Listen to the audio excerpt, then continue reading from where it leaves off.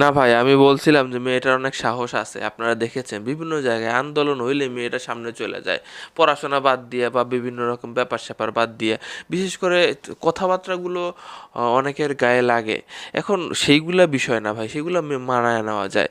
এই মেয়েটা কালকে রাতে ঘুমাচ্ছিল, দেখলাম তো ভিডিওতে যে ঘুমাচ্ছিল, সেখানে যায় ঘুমের থেকে তুলে নিয়ে যায়, এই ওঠো, পুলিশ এসেছে বাসায়। বাসায় পুলিশ যাওয়ার পরে তাকে গ্রেপ্তার করে নিয়ে আসছে। মানে আস্তে আস্তে কলঙ্ক পড়তেছে।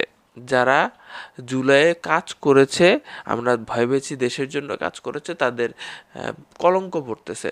মেয়েটার বিরুদ্ধে অভিযোগ কি, যে এক ব্যবসায়ীর কাছ থেকে নাকি 2.5 কোটি টাকা চাঁদাবাজি করা হয়েছে, নেওয়া হয়েছে। এবং তদন্তে যায় পুলিশ দেখে যে এটার নেতৃত্বে নাকি এই মেয়ে আছে। ভাবা যায় কতটুকু পড়াশোনা করেছে, কোন ক্লাসে পড়াশোনা করে। আবার এখানে মানে এই গ্রুপটা নাকি এখনো পর্যন্ত প্রায় 50 কোটি টাকার মতো হাতায় নেওয়ার চিন্তা, মানে ইয়া দেখা যাচ্ছে।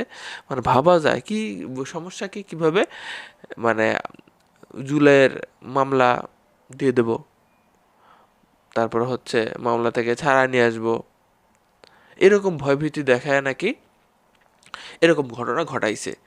তো মামলা হয়েছে, সেই মামলা পরিপ্রেক্ষিতে গ্রেপ্তার করা হয়েছে। এখন আর কথা বেরোচ্ছে না মুখ দিয়ে, এখন আর কথা বেরোচ্ছে না। মানে দেখা গেল যে ভাই দেশের জন্য আসলে কেউই করে না, দেশের জন্য কেউই করে না, সব জাস্ট লোক দেখানো। মানে আস্তে আস্তে মানুষ টাকার জন্য খারাপ হয়ে যায়। হয়তো সবার ক্ষেত্রে এক না, কিন্তু আস্তে আস্তে মানুষ টাকার জন্য খারাপ হয়ে যায়। ভাই যারা শুধুমাত্র ওই যে মানে চলে গেল, তাদের কথা চিন্তা করতেছে, তাদের ফ্যামিলির কথা চিন্তা করতেছে।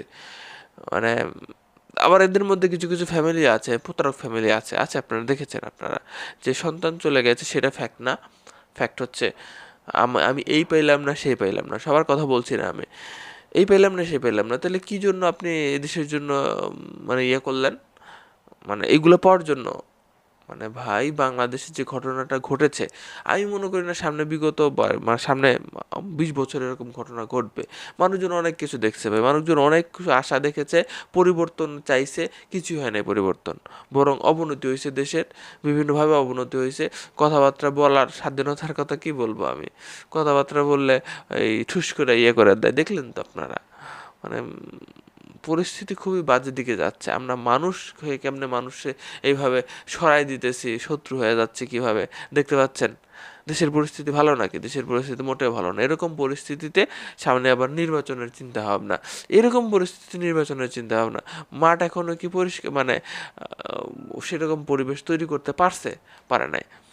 মানে মানুষের এখন বুকে সাহস নাই ভাই যে সে কি মার্কায় ভোট দেবে এটা বলার। কমেন্ট বক্সে লিখেন তো দেখি, আপনার কমেন্ট কে না দেখে ফেলে, আপনি কি করেন না করেন কে না দেখে ফেলে, পরবর্তীতে সেটা নিয়ে অ্যাকশন নিবে বা আপনি ইয়ে করতে পারবেন কি না, একটা আজব ব্যাপার।